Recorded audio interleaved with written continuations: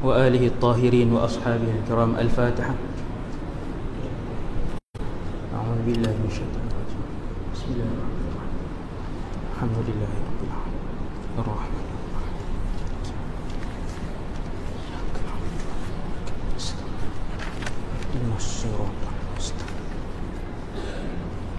صراط الذين أنعمت عليهم غير المغضوب عليهم ولا الضالين. السلام عليكم ورحمة الله وبركاته.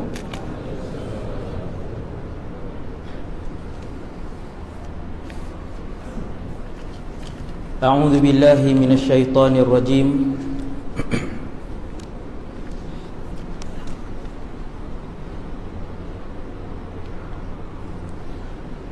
بسم الله الرحمن الرحيم.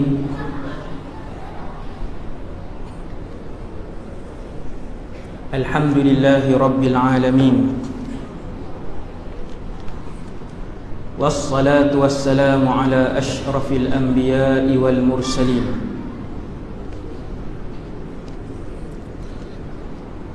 سيدنا وحبيبنا وشفيعنا وقرة أعيننا ومولانا محمد بن عبد الله الأمين،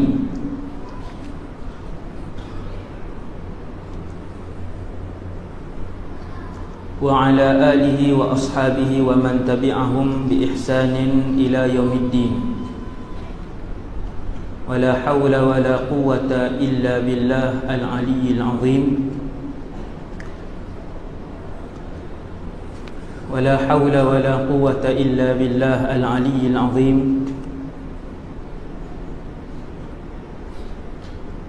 ولا حول ولا قوة إلا بالله العلي العظيم. أما بعد. Pertama sekali, nawaitul i'tikaf fi hadzal masjid sunnatan lillahi ta'ala. Radina billahi rabba, kami semua redha Allah Tuhan kami.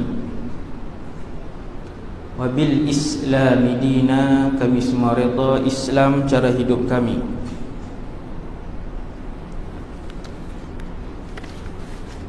Wabi Muhammadin nabiyyan wa rasula, dan kami juga redha bahawa Muhammad sallallahu alaihi wasallam seorang nabi dan rasul.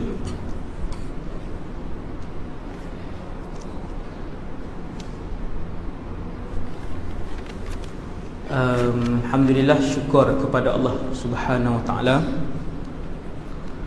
Allah memberikan keizinan untuk saya dan kita semua esok kerja. Ni boleh main ramai ni, subhanallah. Esok kerja kan? Esok hari, saya hari tak ingat. Rabu. Esok Rabu. Esok Rabu semua bekerja dan bersekolah. Tajuk malam ni selalunya Imam Mahdi lah kan, alam barzakh, mahsyar, keindahan syurga, tajuk akhirat lah. Ni mai turun ke dunia balik, tajuk yang berkaitan dengan akidah, iaitu pertahankan Asy'ariyah. Tuan-tuan, kalau sembahyang berjihad 1000 tahun, kemudian solat 1000 tahun, mati dalam keadaan bawa akidah yang sesat dan songsang, maka 1000 tahun berjihad fi sabilillah dan 1000 tahun solat itu ditolak mentah-mentah. Sebab itu juga 3 ilmu fardu ain, 3 ilmu yang wajib atas tiap-tiap orang, bermula daripada yang di Pertuan Agong sampailah yang berniaga gaji kecil 1000 sebulan, wajib belajar 3 ilmu fardu ain. Yang pertama sekali adalah akidah. Penting. Kemudian selama ni sampai tahun 2017 saya mengambil pendekatan untuk tak sebut benda ni sebab tengok pihak yang membuat onar ni, yang suka buat kacau, dia tak berapa agresif. Kemudian bila tengok dia mempertikaikan akidah, pegangan kita, maka saya ambil keputusan untuk dengan izin Allah, dengan mengharapkan hidayah daripada Allah Subhanahu Wa Taala untuk bercakap tentang perkara ini, iaitu tentang akidah. Tadi Ustaz Faizur Rahman dia ada sebut dah sikit, dia akan mengajak di sini kita apa saya tak tahu, tapi berkaitan dengan malam ni juga. Kita fiqh, tauhid, tasawuf. Kalau fiqh, mazhab paling terkenal 4 tu lah. Dalam masjid ni tanyalah siapa pun mazhab fiqh, mazhab apa, insya-Allah semua orang boleh jawab. Ada 4. Kita Syafi'i, mazhab Syafi'iyah, al-mazhabus Syafi'i. Kemudian ada mazhab Hanafi, tuan-tuan pernah dengar tak pelik, dan ada mazhab Maliki, ada mazhab Hambali, As-Sadah Al-Hanabilah. Fiqh. Kalau tasawuf ni, antara kitab yang paling besar, ulama yang paling banyak rujukan tentang tasawuf yang kita guna bukan di Nusantara sahaja, bahkan di negara Arab, paling banyak kita berpegang dengan kitab tasawuf Al-Imam Al-Ghazali ataupun Al-Imam Junaid. Tasawuf. Kemudian akidah kita kan ada 3 fardu ain, ada 3: fiqh, tauhid, tasawuf. Tauhid tu akidah lah.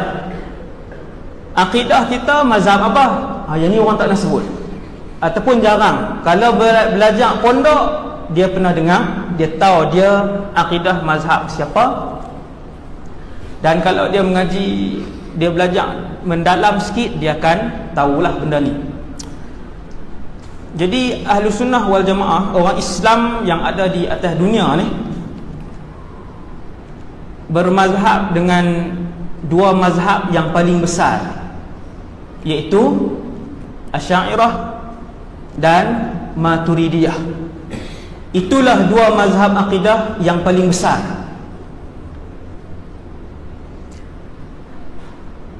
Kemudian dia ada lagi mazhab akidah yang kecil, mazhab Ahlul Hadis, dan ataupun mazhab segelintir kecil Hanabilah. Saya tak rasa tak payah perinci lah, sekali lagi pening. Macam ni je. Tuan-tuan bayang negara-negara umat Islam di Malaysia ni, di dunia ni, biasa lewat ni kan, sekali saya sebut salah apa tegur terus, jangan diam. Dia main macam-macam. Tuan-tuan bayang negara-negara umat Islam yang hari ni orang Islam lebih kurang berapa hari ni? Lama dah tak sebut bilangan. Orang Islam 1.5 bilion. 1.5 bilion. 90 hingga 95% adalah berfahaman Asy'ariyah ataupun Maturidiyah. Kalau tuan-tuan tengok negara yang mazhab fiqh dia Hanafi, macam Cina, 60 juta orang Islam Hanafi, mazhab Hanafi. Pakistan, berapa ratus juta orang Islam, mazhab Hanafi. Turki, 70 juta orang Islam, mazhab Hanafi. Bila sebut mazhab Hanafi, selalunya akidahnya akan bermazhab Maturidiyah yang diasaskan oleh Imam Abu Mansur Al-Maturidi. Ni nak tahu ni. Kemudian baki lagi, ni 1.5 bilion orang Islam ni, baki lagi yang bermazhab Syafi'i dan Maliki. Semua orang Islam dalam dunia ni yang bermazhab Syafi'i dan Maliki, Indonesia dengan 200 jutanya, kita dengan 25 juta lebih kurang, kemudian Syria, Jordan, sebahagian Mesir, Palestin, ni semua mazhab Syafi'i yang majoriti. Syafi'i dan Maliki mazhab akidahnya ialah Asy'ariyah ataupun Asy'ari. Amai tuan-tuan? Amai. Kenapa isu ni? Isu ni kita sebut sebab ada satu kelompok yang baru muncul pada kurun ke-13. Lepas muncul pada kurun ke-13, ke-12, kurun ke-12. Di sini tuan-tuan nak faham kurun macam ni. Hari ni tahun ni 1438 Hijrah. Ini orang panggil kurun 15. Itu cara ulama sejarah, ulama Arab, muarikh, cara muarikh tentukan kurun ke berapa. Kita tahun ni 1438, bermaksud kita berada pada kurun ke-15. Saya buat contoh. Kita nak tahu satu orang imam tu kurun ke berapa, tengok tarikh wafat dia, bukan tengok tarikh lahir. Contoh, Imam Nawawi, dia wafat tahun 676 Hijriah. Maka Imam Nawawi ulama kurun ke-7. Imam Al-Ghazali wafat pada tahun 505 Hijrah. Maka Imam Al-Ghazali ulama kurun ke-6. Kita sekarang sudah masuk kurun ke-15. Pada kurun ke-12 muncul satu orang yang bernama Syekh Muhammad bin Abdul Wahhab, yang kepada nama dia dinisbahkan aliran Wahabiyah pada hari ini. Kemudian dia tukar sikit selepas berapa puluh tahun, nama Wahabiyah tu ditukar atas beberapa sebab yang saya dengar sendiri daripada ulama-ulama yang ahli sunnah wal jamaah dan juga ulama mereka sendiri. Adalah beberapa faktor yang menyebabkan nama tu kemudian bertukar kepada Salafiyah. Ingat, dia mula Wahabiyah kepada nama pengasas tu, kemudian menjadi Salafiyah, kemudian hari ini di Malaysia, di Indonesia, di Asia Barat, negara-negara Arab dan juga di Afrika, yang pengikut-pengikut ni nama baru mereka ialah Ahlus Sunnah. Jadi dia sukalah media sunnah, pusat pengajian sunnah. Tapi bukan semua hak nama sunnah ni Wahabi. Cumanya mereka suka dengan nama tu. Kalau dia sembang dalam WhatsApp pun, kita kan sunnah. Dia sembang dalam WhatsApp pun, geng sunnah bila nak bergerak ke sana. Saya boleh tahu benda ni sebab mereka masukkan saya dalam salah satu grup, Alhamdulillah. Tapi saya tak cakap walaupun satu kataan, sebab saya nak tengok cara dia berfikir, cara dia bergerak, cara dia berbahas. Sama, seluruh dunia sama cara dia berbahas.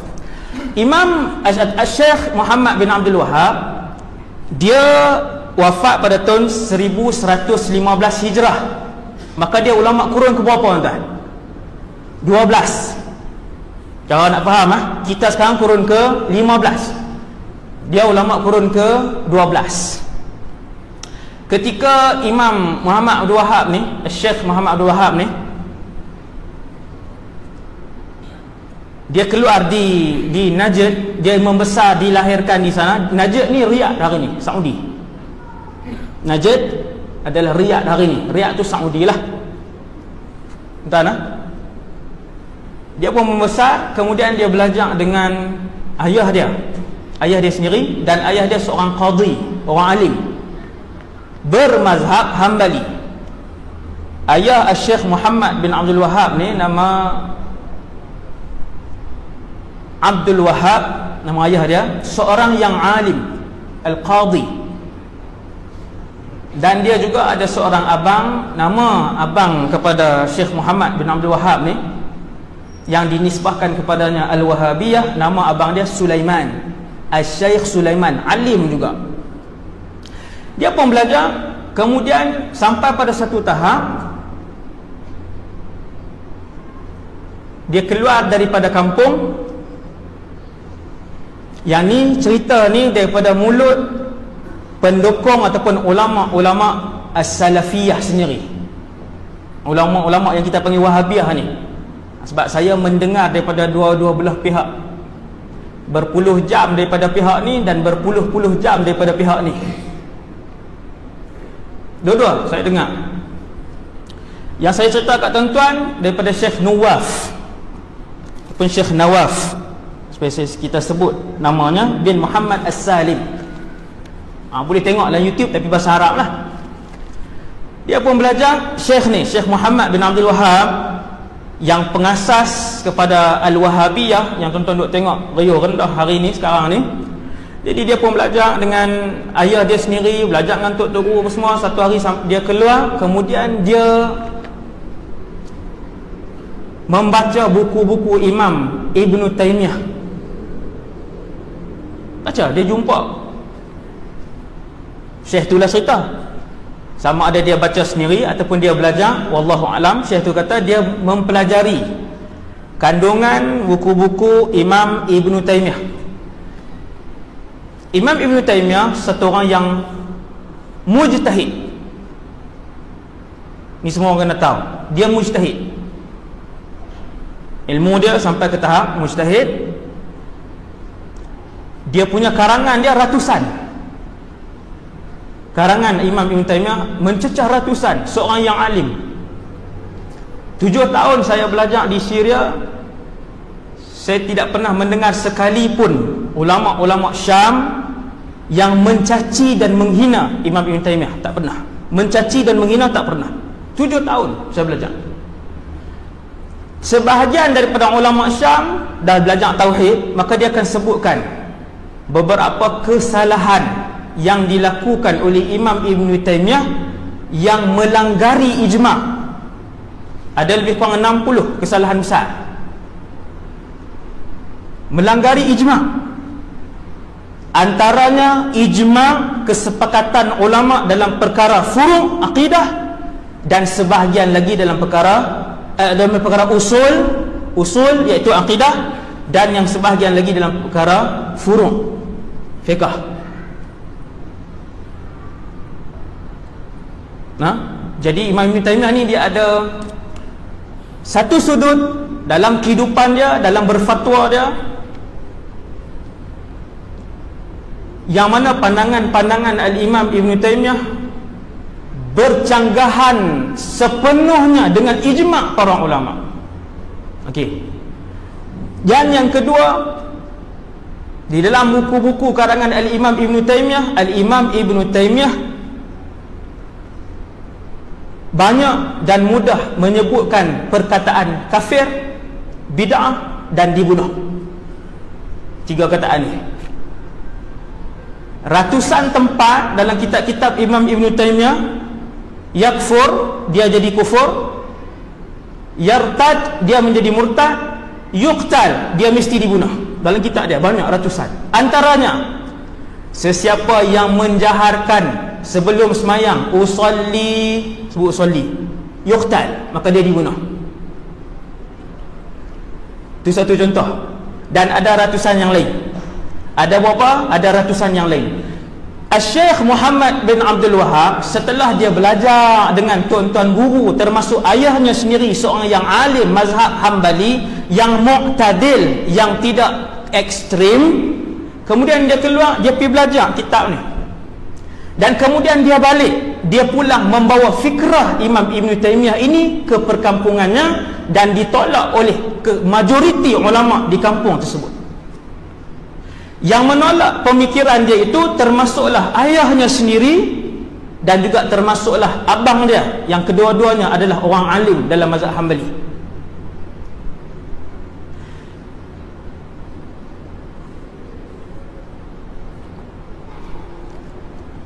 Ada bukti kah abang dia tolak pendapat dia dan tolak keadaan dia macam tu? Majoriti ulama tolak dia, ada bukti. Abang dia Syekh Sulaiman bin Abdul Wahab, abang kepada Syekh Muhammad yang pengasas Wahabi tadi ni. Abang dia Syekh Sulaiman karang 2 kitab. Mengarang 2 kitab, kitab tu boleh didapati untuk menyerang kembali pendekatan cara pemikiran baru yang dibawa oleh adik dia. Iaitulah kitab yang pertama, Faslul Khitab fi Radd ala Muhammad ibn Abdul Wahab. Adik dia sendiri. Satu perkataan yang muktamad, Faslul Khitab fi Radd, di dalam menolak ala Muhammad ibn Abdul Wahab. Abang ni sendiri karang. Bila saya dengar daripada ulama Wahabi sendiri, ulama Wahabiyah Salafiyah sendiri bercakap tentang Syekh Abdul Wahab, mereka panggil imam. Sebab tu saya kadang saya sebut imam tu, dan saya duk dengar banyak, lebih berpuluhan jam saya dengar untuk adil. Saya nak tengok dia sendiri. Syekh akan sebut ketika itu, ketika Imam Muhammad Abdul Wahab, kata mereka memanggil dia Imam Mujaddid. Setiap 100 tahun Nabi sebut dalam satu hadis yang sahih, Allah akan menghantar seorang mujaddid. Hebatlah mujaddid ni. Dia ni yang akan membuat memperbaharui urusan agama, menguatkan urusan agama tiap-tiap 100 tahun. Imam As-Suyuti karang satu bait syair, dia himpunkan 10 orang mujaddid ni. Di sisi Wahabiyah Salafiyah, Muhammad bin Abdul Wahab adalah salah seorang imam mujaddid, besarlah di sisi mereka.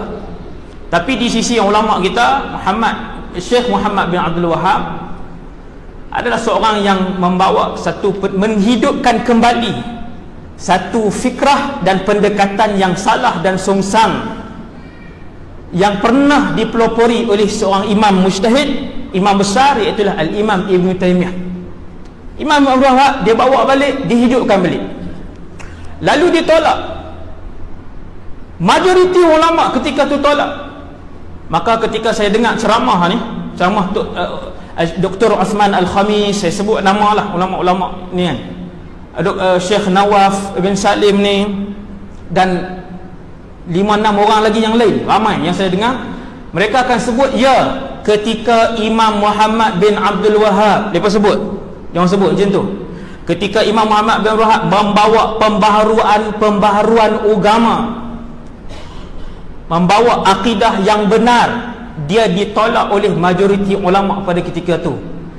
Maka kata mereka, perkara ini bukanlah satu aib, kerana para nabi juga ditolak ketika ketika dahulu.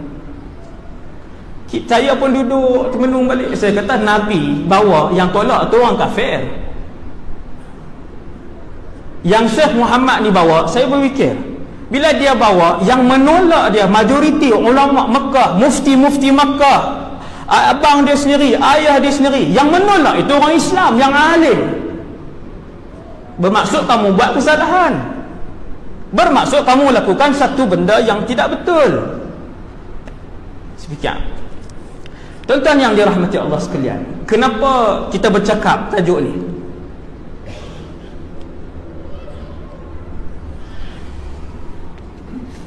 Dalam satu kitab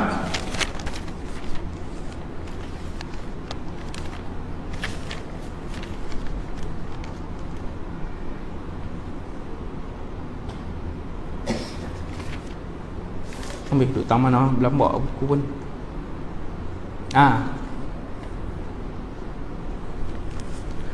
Hari ni mereka mengarang kitab-kitab, lama dah lah, bukan hari ni, dah lama dah. Antara tajuk-tajuk kitab akidah yang dikarang ialah Pembatalan Akidah Asy'ariyah dan Maturidiyah. Tajuk kitab, tuan-tuan buka mana sahaja laman web Wahabiyah Salafiyah hari ni, laman web akidah, di dalam itu dia akan sebut Ahlus Sunnah wal Jamaah ialah As-Salafiyun ataupun Ahlul Hadis, mereka lah. Dan antara firqah yang munharifah, kumpulan yang tersasar, kumpulan yang dhalah, yang sesat, ditulis ni Asy'ariyah dan Maturidiyah. Ramai tak sesat dalam dunia ni? Ramai. Yang masuk syurga sikit je, kumpulan tu je. Tuan-tuan, atas dunia ni 1.5 bilion orang Islam. Paling kecil sekali ialah mazhab Hambali. Dia yang paling kecil sekali. Hanya 5% dari dalam dunia ni. 5% tu pula hanya sebahagian saja yang berfikiran macam ni, yang berfikiran ekstrim macam ni, yang mengeluarkan Asy'ariyah dan Maturidiyah daripada kumpulan Ahlus Sunnah wal Jamaah.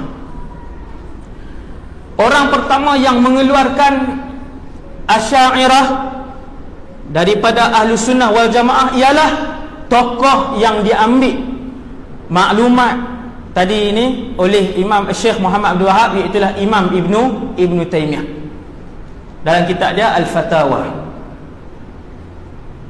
Ada dalam kitab dia Al-Fatawa. Al-Asy'ariyah mereka lah mukhannafi al-Mu'tazilah. Kalau Mu'tazilah tu jantan, Asy'ariyah ni hak betina.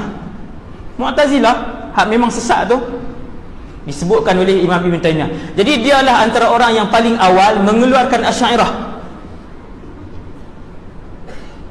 Kemudian bila Syekh Muhammad bin Abdul Wahab dia hidupkan kembali fikrah ini, dia juga mengeluarkan Asy'ariyah daripada Ahlus Sunnah wal Jamaah. Ada dalam kitab-kitab dia. Kemudian ulama Wahabiyah Salafiyah sendiri, antaranya dalam kitab syarah kitab Tauhid min Sahih al-Bukhari karangan Syekh Abdullah bin Muhammad Al-Ghanaiman, ulama mereka sendiri dia sebut wa qad intasaba ila al-Asy'ari,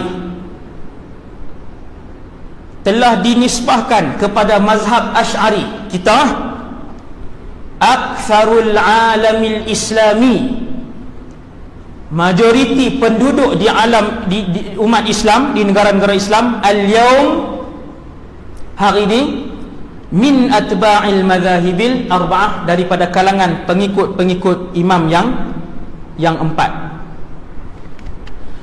Begitu juga dalam satu kitab Pembatalan Aqidah Asy'ariyah dan Maturidiyah karangan Khalid Al-Ghamidi,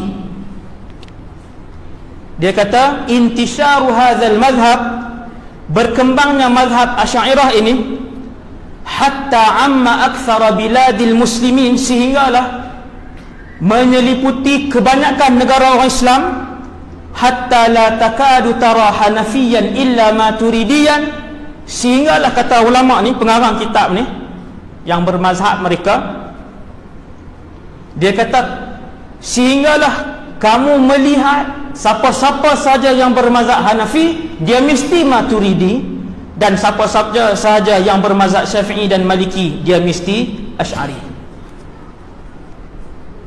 Dan kemudian menjadilah mazhab Ahlus Sunnah, mereka namakan juga diri mereka Ahlus Sunnah wassalaf, dan mazhab salaf maqsuran inda kathirin min haula, di kalangan mereka ini jadi kumpulan yang sedikit. Yang ni saya bacakan untuk bagi tahu bahawa ulama mereka sendiri yang menyebutkan bahawa kebanyakan dunia Islam hari ini penganut tauhid ataupun pengamal mazhab tauhid, mereka dan kita adalah mazhab Asy'ariyah dan Maturidiyah. Kemudian bermula dengan Syekh Muhammad Abdul Wahab, kemudian kepada syekh-syekh yang seterusnya. Tuan-tuan boleh tengok mana-mana syekh yang berada di Saudi, kebanyakan mereka, Syekh Ibn Baz, Syekh Albani, mereka mengeluarkan Asy'ariyah dan Maturidiyah daripada kelompok Ahlus Sunnah wal Jamaah. Kita bila perkara ni berlaku di luar, dulu waktu saya belajar 2001 sampai 2008 di Syria, saya dah tengok dia punya laman web ni. Bila saya tengok laman web ni, laman web Wahabiyah Salafiyah ni, dia tulis Ahlus Sunnah, dia pun tulis Ahlus Sunnah juga. Dia tengok ulama-ulama yang naung tu, kita kenal lah. Kemudian dia tulis di situ Ahlus Sunnah wal Jamaah ialah pengikut sekian mereka, dan terkeluar daripada kumpulan itu Ahlus Sunnah adalah Asy'ariyah dan Maturidiyah. Saya pun termenung, saya fikir balik, ramainya yang dikeluarkan daripada kumpulan yang Ahlus Sunnah ni, dan ramainya, betapa ramainya umat Islam hari ini, dalam erti kata lain, yang disesatkan begitu saja oleh kelompok Wahabiyah Salafiyah ni. Bila balik ke Malaysia 2008, saya tengok benda tu tidaklah begitu subur, dia tak ekstrim sangat. Dia duk kacau khutbah semayang sebelum Jumaat, selawat, dia duk kacau macam tu lah. Dia kacau ibadah orang Islam di Malaysia. Saya buat istilah kacau lah, kacau ibadat orang Islam. Kemudian masuk 2013, saya berulang alik juga kadang-kala ke negeri Perlis. Kita tengok dia punya banner dia. Sekali kita lalu naik satu banner, bahaya hadis dhaif dan hadis palsu. Banner ceramah, tajuk ceramah, bahaya hadis dhaif dan hadis palsu. Tengok penceramah, kita tahulah senarai hak 16 orang tu lah, salah seorang lah, no? Yang faham senaraikan, yang Johor senaraikan 90% tu betul lah tu. Tengok tajuk ceramah, tengok penceramah tu, hadis dhaif bahaya. Bila baca tajuk tu, dia jadi macam tak berapa masuk dengan apa yang kita belajar dulu. Bukanlah kesemua hadis dhaif itu ditolak mentah-mentah, tetapi inilah yang diserap, diterap dan telah pun difahami kebanyakan pengikut baru dan tegar hak baru-baru tu belajar Wahabi Salafi ni. Maka mereka bila mai satu isu, ada hadis sahih, bagus soalan, ada hadis sahih. Tapi bila hadis-hadis dhaif berhimpun turuk dia dan kemudian menjadi hasan li ghairihi, maka dia boleh menjadi hujjah ataupun adillah dalam hukum fiqh. Maka disebabkan kumpulan ni dia duk ajak hadis dhaif buang, hadis dhaif tak boleh pakai, maka hak baru-baru duk belajar ni, dia tengok hadis dhaif terus ditolak. Dan itu adalah salah satu daripada manhaj yang salah yang diperkenalkan, yang sehari ini sudah pun merebak di kalangan sebahagian orang Islam. Kemudian antara tajuk yang membuatkan kita berasa perlu untuk bercakap ialah apabila satu orang ni, semua hak geng-geng PhD lah ni kan, kebanyakannya PhD hadis lah, hak dua belah utara ni. Tuan-tuan, tajuk ceramah kesesatan akidah Asy'ariyah. Kesesatan akidah Asy'ariyah. Kita ni mazhab apa? Bila dia sebut sesat, apa implikasi dia? Ketika ulama-ulama mereka dalam dan luar negara menghuraikan hadis taftariqu ummati ila 73 firqah, Nabi kata umat aku akan berpecah kepada 73 kumpulan, kulluhum finnar, kesemua akan masuk ke dalam neraka kecuali satu, mereka ialah Ahlus Sunnah wal Jamaah. Satu hak selamat tu Ahlus Sunnah wal Jamaah. Dan ketika ulama-ulama Wahabiyah Salafiyah menghuraikan hadis ini, mereka kata kita tu dia lah, mereka lah Ahlus Sunnah wal Jamaah. Asy'ariyah dan Maturidiyah terkeluar daripada Ahlus Sunnah wal Jamaah, tapi tak kufur. Dia sebut yang tu saya kena adil. Dia sebut mereka tidak kufur, tetapi iman mereka tidak selamat. Adakah mereka Ahlus Sunnah? Mereka bukan Ahlus Sunnah wal Jamaah. Yang ni perbahasan yang sangat penting. Sebab kalau dulu dia menegur ibadah, Bukan dulu saja, sampai hari ni lah, sampai hari ni. Di mana ada Wahabiyah, Salafiyah, di situ ada perpecahan dan kekeliruan. Di mana ada Salafiyah, Wahabiyah, di situ ada perpecahan dan kekeliruan sampai hari ini. Masalah-masalah fiqh yang telah pun sebahagiannya muktamad, yang sebahagiannya yang lain telah pun diamalkan oleh masyarakat yang bermazhab Syafi'i, kemudian ditimbulkan dengan fahaman lain, mazhab lain saja, timbulkan mazhab lain. Dan yang lebih bahaya lagi ialah apabila fahaman ni dia menyentuh sekarang ni tentang akidah. Kita terkeluar ni tuan ni, tuan-tuan ni terkeluar. Kan? Walaupun ada yang salafi ni, berapa orang dalam ni mungkin ada, kan? Dia nak mai dengar. Inilah hakikat dia. Tuan yang dirahmati Allah Subhanahu wa taala sekalian. Kemudian antara perkara yang perlu kita tahu ialah, tuan-tuan yang dirahmati Allah sekalian, pertahankan Asy'ariyah. Maka kita, sebahagian daripada kita tak belajar akidah, sedangkan dia fardu ain. Kena cari, tuan-tuan. Sebab salah satu yang akan disoal oleh Allah, kita dan juga anak isteri kita, ialah 3 ilmu fardu ain tadi. Sudahlah kita tak belajar, kemudian bila orang kata kamu ni sebenarnya adalah Salafiyah, kita berkata sedap kot nama tu, tak apalah, mulai hari ni saya Salafiyah. Dan kamu bukan Asy'ariyah, kita pun dengar, bukan Asy'ariyah. Dia pun tak pernah dengar Asy'ariyah. Dia kata, kalau macam tu baguslah, saya pejuang Salafiyah lah bermula hari ni. Tukar nama Facebook, pejuang Salafi, kuda Salafi, macam-macam lah nama. Tak tahu sebab tak belajar. Maka tuan-tuan yang dirahmati Allah, kalau kita nak tahu dalam dunia ini, macam yang saya sebut tadi, majoriti adalah Asy'ariyah dan juga Maturidiyah. Bila bermula mazhab Asy'ariyah dan Maturidiyah ni, tuan-tuan sekalian, mazhab Asy'ariyah dan Maturidiyah ni, dia punya sejarah ringkas dia diasas oleh Imam Abul Hasan Al-Asy'ari. Ada seorang sahabat selalu kita dengar nama dia Sayyidina Abu Musa Al-Asy'ari. Abul Hasan Asy'ari, pengasas mazhab akidah kita ni, dia adalah daripada susur galur keturunan sahabat yang alim tadi, Abu Musa Al-Asy'ari. Dia keturunan tu. Orang kata, Ustaz, mazhab Asy'ariyah ni tak ada pun zaman Nabi, tak ada zaman sahabat, tak ada zaman tabi'in, tak ada zaman tabi'in, tak ada.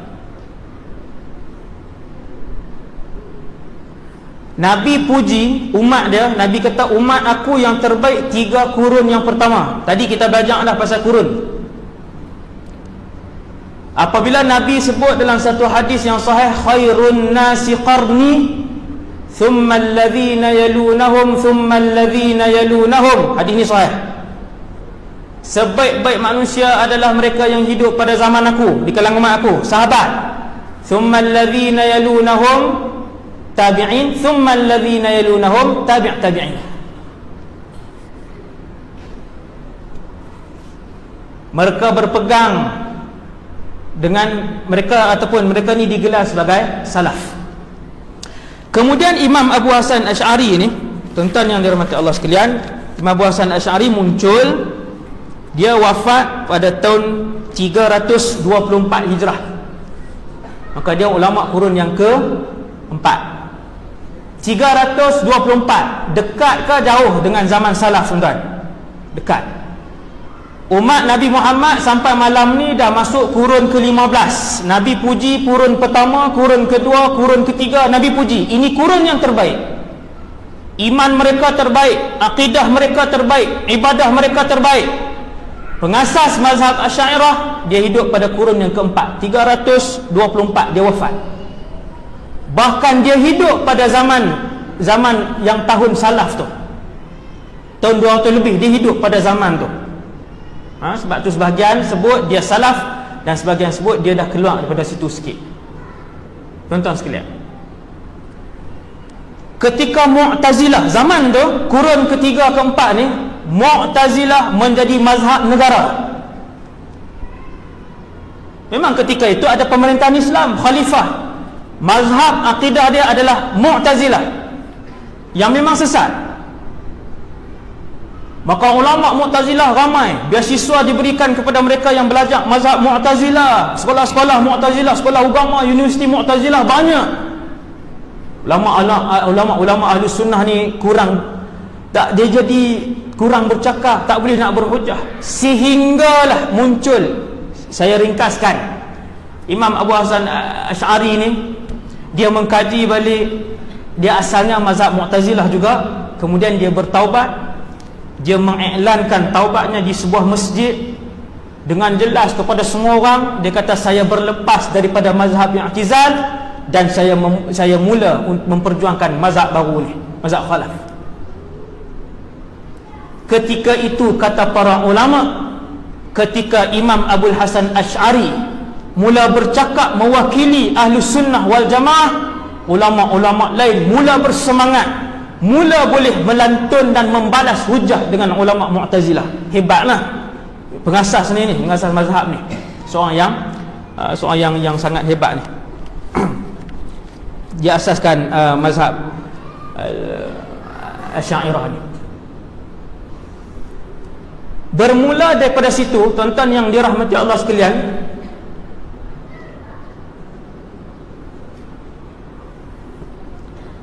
majoriti, bukan majoriti, kesemua bermula daripada kurun situ. Saya kira dengan tuan-tuan, kurun 4, 5, kurun 6, kurun 7, kurun 8, kurun 9, sampai hari ni kurun ke 15. Kesemua ulama-ulama pada setiap 100 kurun, ulama daripada mazhab Malikiyah, ulama daripada mazhab Syafi'iyah, ulama daripada mazhab Hanafiyah, mazhab Hanafi, kesemuanya bermazhabkan Asy'ariyah ataupun Maturidiyah. Tuan-tuan sebut ulama-ulama yang tuan-tuan kenal, yang besar.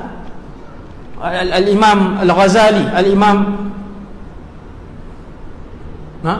ulama-ulama yang besar, kesemuanya bermazhab Asy'ariyah. Ni saya nak bagi tahu kepada saya dan kita semua, tuan-tuan yang dirahmati Allah sekalian, mazhab ini adalah satu mazhab yang lama, dan kita bukanlah mencipta satu mazhab yang baru, tetapi mazhab Asy'ariyah dan Maturidiyah ini disusun, dikembangkan, dikekalkan oleh ribuan ulama-ulama mujtahid sepanjang 12 kurun lamanya. Tuan-tuan, setiap 100 tahun ada ulama-ulama hadis yang besar, yang boleh kita sebut imam kepada ulama hadis. Macam inilah ulama hadis ni, macam Imam Bukhari, Imam Muslim, Imam Ibnu Majah, Imam An-Nasa'i, Imam Ibnu Khuzaimah, Imam Al-Hakim, Imam Al-Khatib Al-Baghdadi, imam hadis yang besar ni, tuan-tuan yang dirahmati Allah SWT sekalian, lebih daripada separuh imam-imam hadis ini adalah bermazhab Syafi'i. Yang ni tak boleh diingkari, yang ni boleh dikaji. Hari ni semua orang boleh kaji. Sebutkan 100 ulama besar hadis sepanjang 14 kurun dan lihat lebih daripada separuh adalah bermazhab Syafi'i, dan mereka adalah bermazhab, dan akidahnya bermazhab Asy'ari ataupun Asy'ariyah. Tuan-tuan, saya sebut benda ni supaya tuan-tuan boleh berfikir.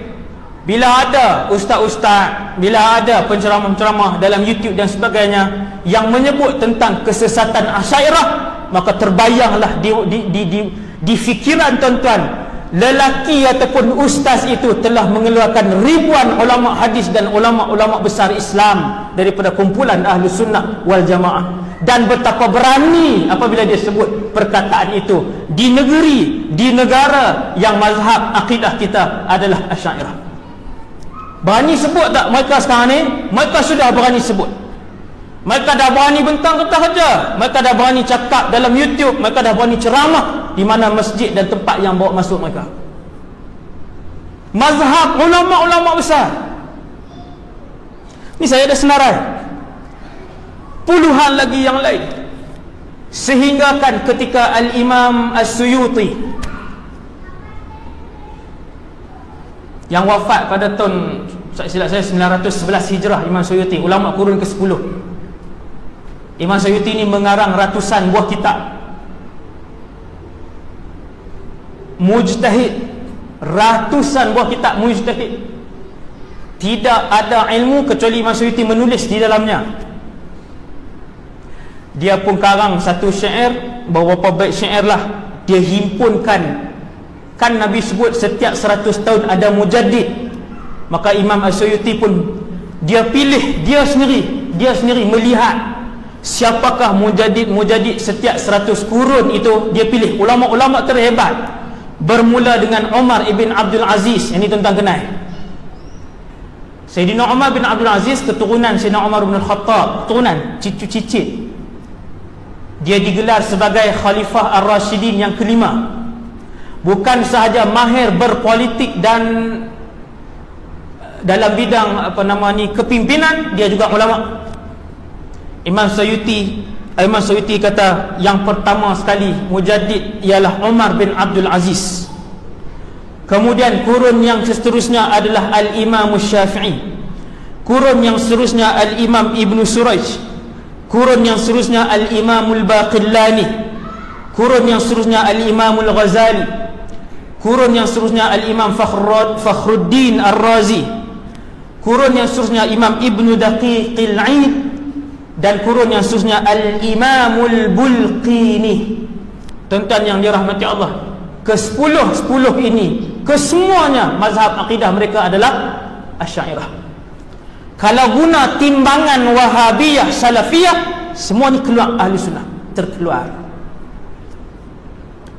Dalam kitab Imam Ibn Taymiyah, Ahli Sunnah Asy'ariyah terkeluar daripada Ahli Sunnah. Dalam kitab Imam Ibn Qayyim, ni ulama mereka yang kedua yang tinggi, Asy'ariyah adalah terkeluar daripada Ahli Sunnah. Dan dalam kitab Imam Syekh Muhammad Abdul Wahab, Asy'ariyah juga terkeluar. Sampailah ke hari ini dalam kitab dan juga mulut-mulut ulama Wahabiyah, Salafiyah, dalam dan luar negara, Melayu ataupun Arab ataupun Afrika, mereka mengeluarkan Ahlu Sunnah wal Jamaah. Dan faham tak kenapa saya bercakap kan tentang perkara ni? Tuan, di sisi ulama-ulama hadis, tuan-tuan, ulama-ulama hadis, bila satu orang ni, saya cerita mudah bila satu orang ulama hadis ni dia jadi presiden zaman tu, tuan-tuan bayang, ulama hadis semua hebat-hebat, dia jadi presiden, maka dia akan mendapat gelaran Amirul Mukminin fil hadis. Bukan Amirul Mukminin khalifah ni, Amirul Mukminin fi ilmi hadis. Dia adalah Amirul Mukminin dalam ilmu hadis, menghafal ratusan ribu hadis, mengarang berbelas kitab hadis, menghafal ribuan nama perawi. Amirul Mukminin fil hadis. Tuan-tuan yang dirahmati Allah sekalian, hampir kesemuanya bermazhab Asy'ari.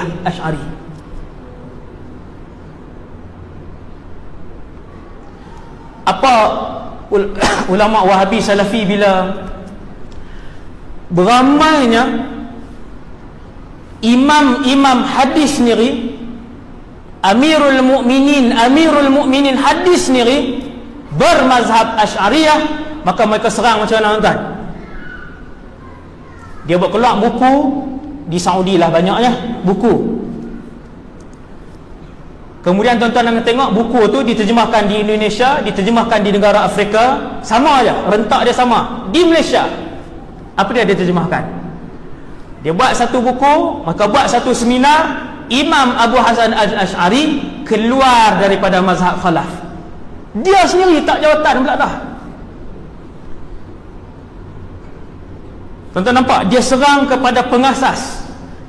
Saya guna bahasa diserang lah, bukannya dia serang macam mana. Tetapi kita tengok, dia buat pembentangan, dia buat seminar. Dia kata Imam Abu Hasan Asy'ari yang mengasaskan mazhab Asy'ariyah, di akhir hayatnya dia tinggalkan mazhab tu. Tuan-tuan fikir, oh, Imam Abu Hasan Asy'ari kurun ke berapa tadi kita sebut?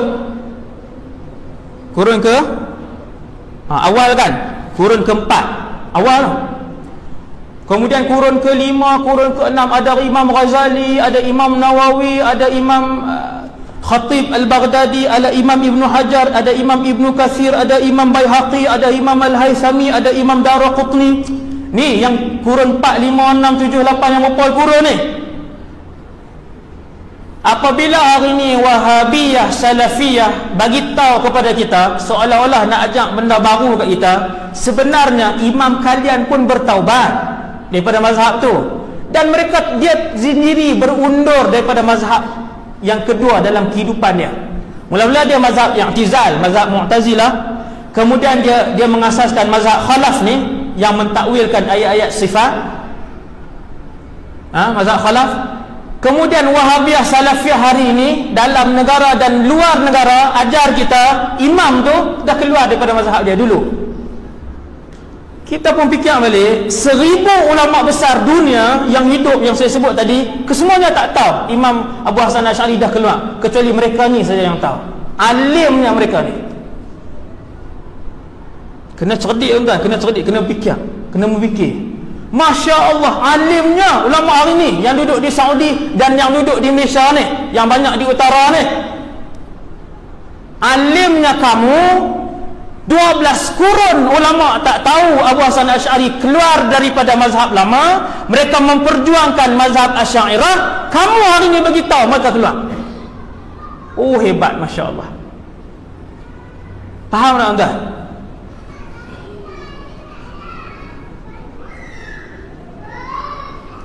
Sampailah hari ni, sampailah hari ni, ulama-ulama mereka masih menyebutkan perkara yang sama. Kemudian ada 2 orang imam hadis tuan-tuan. Ada 2 orang imam hadis mazhab Syafi'i, 2 orang, iaitulah Al-Imam An-Nawawi, ulama kurun ke-7, dan juga Al-Imam seorang lagi Ibn Hajar Al-Asqalani. Tuan-tuan sekalian, selepas Al-Quran, kitab yang paling agung sekali di sisi ulama kizi kita lah, Ahlussunnah wal Jamaah, termasuk Wahabiyah Salafiyah, kitab yang paling suci sekali apa dia tuan-tuan selepas Quran. Yang pertama Sahih Bukhari, yang kedua Sahih Muslim. Sahih Bukhari duduk nombor 2, Sahih Muslim duduk nombor 3 dari sudut kitab yang paling suci. Tuan-tuan sekalian, pengarang terbaik, pensyarah terbaik, saya silap, pensyarah terbaik kepada Sahih Al-Bukhari jatuh kepada, yang tak ada khilaf, Al-Imam Ibn Hajar Al-Asqalani. Dia ambil Sahih Bukhari, dia syarah Sahih Bukhari, nama dia Fathul Bari, panjang ni. Itulah syarah Sahih Bukhari yang terbaik yang pernah ada di dalam dunia penulisan umat Islam sampai hari ini, 1438 Hijriah. Ulama Wahabi kata apa? Imam Ibn Hajar pun keluar daripada mazhab Asy'ariyah juga. Ni yang tuan-tuan tak dengar. Ni saya cerita malam ni. Dia kata apa? Dalam ceramah dia, luar dan dalam negara, hujahnya sama, rentaknya sama, faktanya sama. Dia kata Imam Ibn Hajar pun keluar daripada mazhab Asy'ariyah. Dia meninggalkan mazhab Asy'ariyah. Oh, habis siapa dia lagi yang keluar? Kitab ketiga yang paling dari sudut kesucian adalah Sahih Muslim. Pengarang terbaik, pensyarah terbaik Sahih Muslim siapa tuan-tuan? Ialah jatuh kepada Al-Imam Muhyiddin Abu Zakaria Yahya bin Sharaf An-Nawawi. Imam Nawawi dah tu, saja sebut panjang sikit. Saja sebut panjang sikit. Imam Nawawi, dialah dinobatkan oleh para ulama sebagai pensyarah terbaik kepada Sahih Muslim. Tuan-tuan sekalian, ulama Wahabi hari ini sebut Imam Nawawi pun telah meninggalkan mazhab Asy'ariyah, dan sebenarnya bukan meninggalkan, dia bukan mazhab Asy'ari. Dulu orang sebut Wahabiyah Salafiyah ni suka, kadang-kadang mereka berbohong, bertaqiyah. Saya tak boleh terima dulu, tapi sekarang tidak lagi.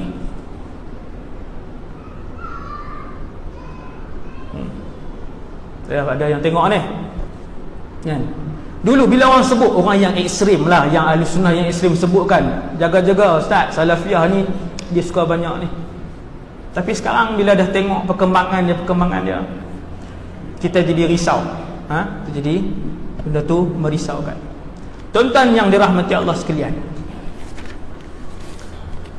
antara perbezaan besar, yang ni last lah, cukup lah 10-20 lah, 10 minit ni, selingan je. Ni dia banyak siri ni, dia akan jadi 5, 6, 7, 8 siri insya-Allah. Ni yang ni siri ni saya buat mukadimah di masjid tuan-tuan. Saya pun tak teratok lagi kan apa semua ni. Tuan-tuan yang dirahmati Allah sekalian, dengan manhaj Wahabiyah Salafiyah ni kita kena faham satu lagi perkara, ialah ulama kita menyebutkan sesuatu benda tu sunnah ataupun sunat, dan dia sebut benda tu bid'ah. Beza banyak ke sikit kita ni? Ini soalan dia. Ini memang cakap Kedah pure terus ya, tak boleh nak kontrol dah. Tuan-tuan, orang tertanya-tanya, Ustaz, besarkah beza kita dengan Wahabiyah ni, Salafiyah ni? Kita bukan nak berperang, kita bukan nak bermusuh, tetapi ketika mana kita menunjukkan sesuatu tempat itu syurga, ulama-ulama dia kata itulah neraka. Beza ke tak beza? Beza lah tuan-tuan. Itu saya sebut dia punya ending dia. Ketika mana ulama kita mengatakan bahawa majlis memperingati Maulidur Rasul itu boleh mendapat pahala di dalamnya, ulama dia kata itu bid'ah yang keji. Ulama kita kata yang tu dapat pahala, ulama dia kata itu dapat dosa. Bermaksud ketika ulama kita menunjukkan itulah jalan untuk ke syurga, ulama dia kata itulah neraka. Ini yang terjadi apabila tidak ada persefahaman, apabila tidak berlapang dada dalam soal khilafiyah, soal perbezaan pendapat. Dia tak berlapang dada. Berbeza dengan aku, itu bid'ah. Itu bukan masalah khilafiyah. 1400 tahun, 1200 tahun ulama berbeza pendapat, menghormati di antara satu sama lain. Tak ada masalah. Al-Imam Syafi'i waktu solat berdekatan dengan maqam Imam Abu Hanifah mayang subuh, Imam Syafi'i tidak melakukan qunut. Dia kata kerana menghormati tuan kepada maqam ini. Benda khilaf. Tetapi apabila khilaf, perkara-perkara yang khilafiyah disebutkan oleh ulama Wahabiyah Salafiyah sebagai mungkar, bid'ah yang keji, bermaksud yang ni perbezaan yang ketara, perbezaan yang berat. Macam mana nak berlapang dada? Apabila ulama kami tunjuk ini jalan syurga, ulama kalian kata itulah jalan ke neraka. Tuan faham tak?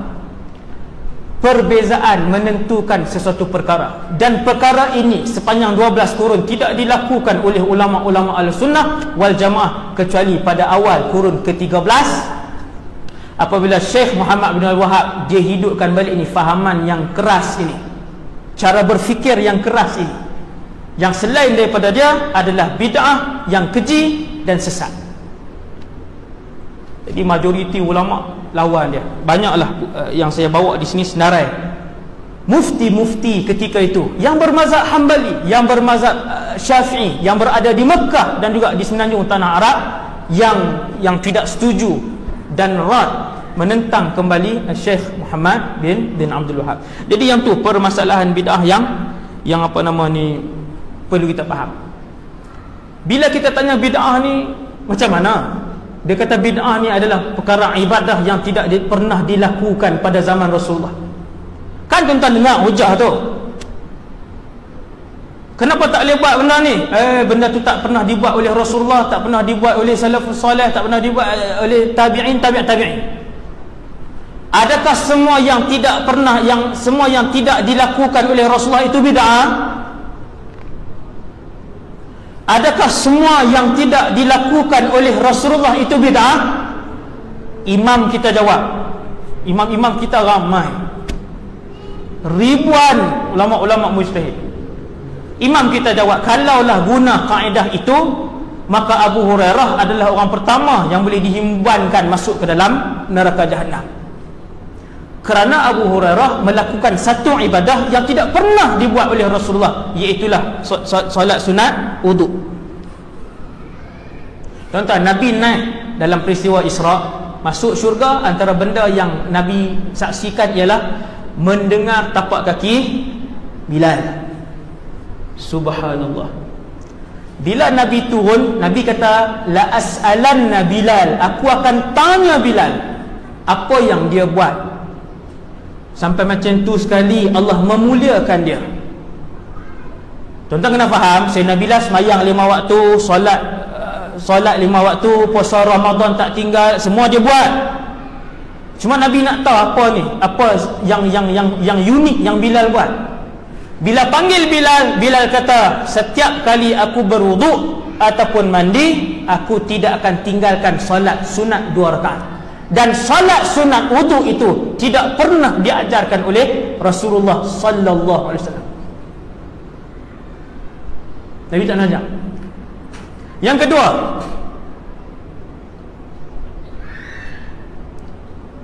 sahabat nama Khubayb ibn Adi. Sejam cerita Khubayb ibn Adi. Tuan-tuan boleh tengok. Seorang sahabat nama Khubayb ibn Adi ditangkap, dibawa ke Tan'im, Mekah.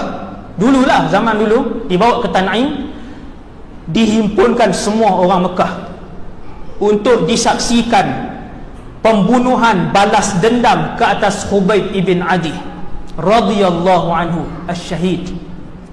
Diikat, kemudian sebelum dibunuh Khubayb ibn Adi, Khubayb minta kepada pemimpin besar Quraisy ketika itu, Utbah, Syaibah, apa nama ni,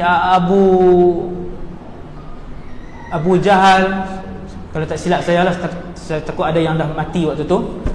Tuan-tuan sekalian, dia minta izin daripada pemimpin sahabat ni, dia minta izin untuk solat sunat 2 rakaat sebelum dihukumkan mati. Dia pun semayang 2 rakaat, kemudian dia pun dibunuh, dipotong anggota badannya satu persatu, potong tangan. Dan dialah, kata para sahabat, manusia pertama di kalangan umat Rasulullah yang melakukan solat sunat 2 rakaat sebelum dibunuh dan tidak pernah diajar oleh Rasulullah. Bid'ah ke tidak? Nabi tak nak ajar, sahabat buat. Seorang sahabat ni yang terakhir, 10.30 lah, cukup lah. Nanti kita sambung siri yang kedua di masjid lain lah. Tuan-tuan tengok rakaman lah, InsyaAllah. Tuan-tuan sekalian, yang ketiga, seorang sahabat setiap kali dia semayang, hadis ni dalam Bukhari, yang saya beritahu tak sah, semua hadis sahih. Hadis yang ketiga ni riwayat Imam Bukhari. Sahabat ni dia solat, habis baca Fatihah, dia akan baca Qul huwallahu ahad. Habis Qul huwallahu, dia akan baca surah. Kemudian naik rakaat kedua, dia akan baca Fatihah, kemudian dia baca Qul huwallahu, kemudian dia baca surah. Setiap kali solat. Bid'ah ni. bid'ah yang keji, masuk neraka, bid'ah dalalah. Nabi tak buat. Sahabat bawa dia pergi jumpa Nabi. Bila mai depan Nabi, Nabi tanya, apa yang kamu buat? Dia kata, ya Rasulullah, selepas Fatihah saya akan baca surah Al-Ikhlas, kemudian baru saya baca surah lain. Begitulah yang saya buat pada rakaat yang kedua. Nabi kata, kenapa kamu buat demikian? Dia kata, ya Rasulullah, inni uhibbuha.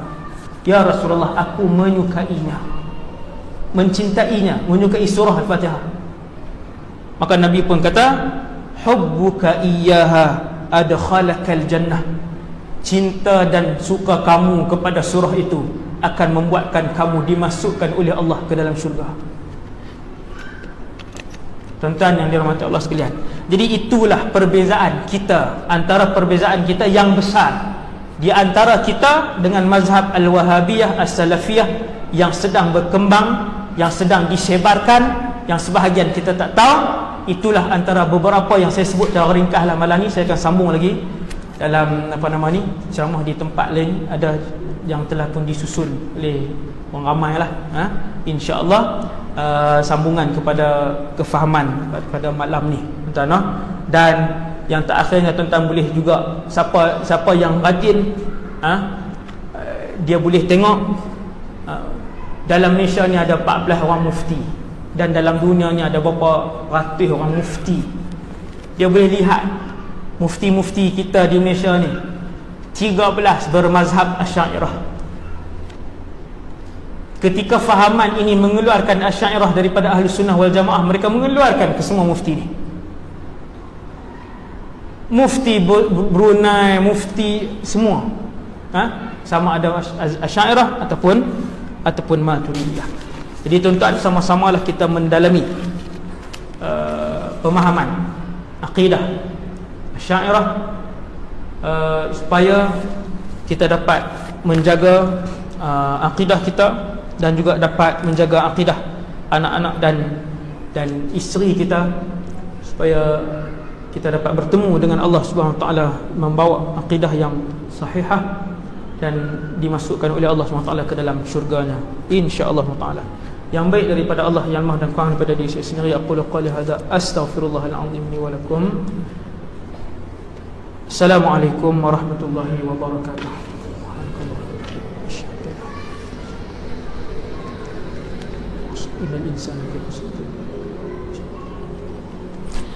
Bismillahirrahmanirrahim. Alhamdulillahirabbil alamin. Wassalatu wassalamu ala asyrafil anbiya'i wal mursalin wa ala alihi washabbihi. Allahumma 'allimna ma yanfa'una, ya Allah, ajarkan ilmu manfaat wa anfa'na bima 'allamtana, ya Allah, manfaatkan ilmu warzuqna barakah. Wajibna 'ilman wa 'amalan wa ikhlasan fi hayatina. Kabulkanlah kami, ya Allah, yang mengamal ibadah dan keikhlasan. Sallallahu alaihi wasallam Muhammad wa ala alihi wasallam. Alhamdulillah. Amin. Assalamualaikum warahmatullahi wabarakatuh.